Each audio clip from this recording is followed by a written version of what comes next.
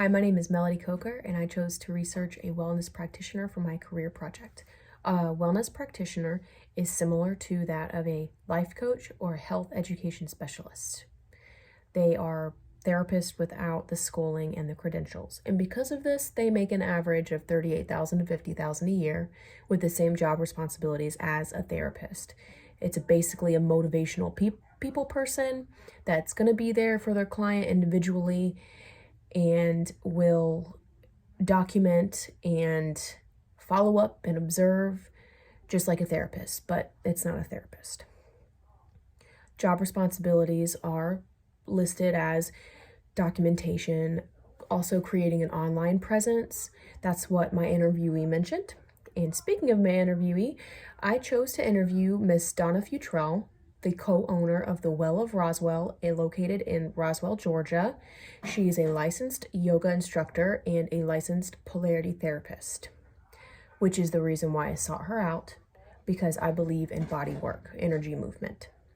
So her day is individualized according to the client and their needs and concerns. She believes in channeling energy through Reiki, which is energy movement like chakras, things that are like breathing work, things that are found in yoga practice.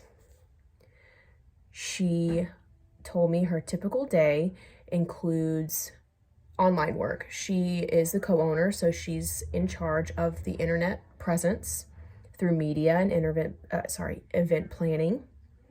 She loves her days. So these are the pros.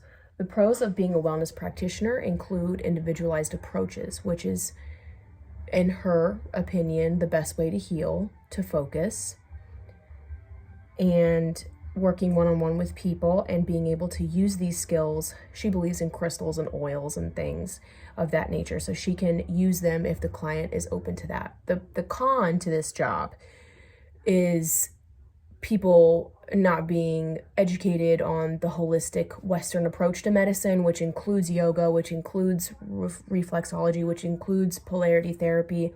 So she says she has to get through this barrier and see if they're willing to try these things.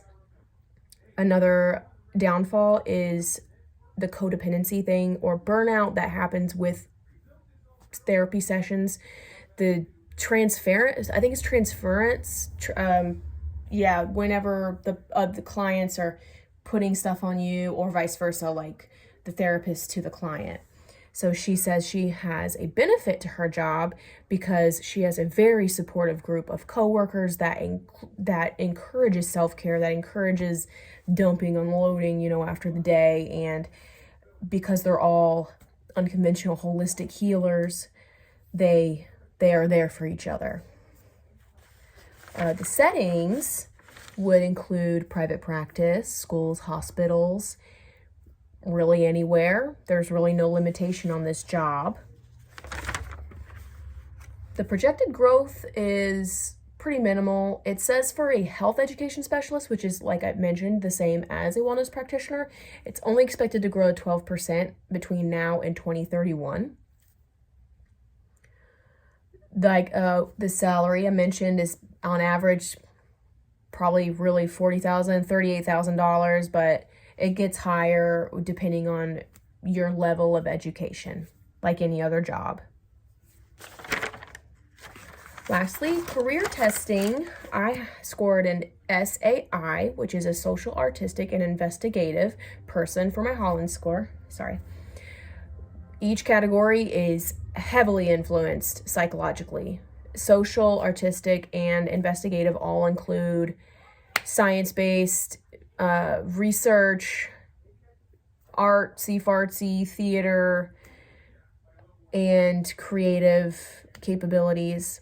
And I think that this would be great, a great start for me, considering I don't have a degree yet. I'm still trying to achieve my bachelor's degree. And it would open the door, get me out there working with people immediately to see if I even want this job.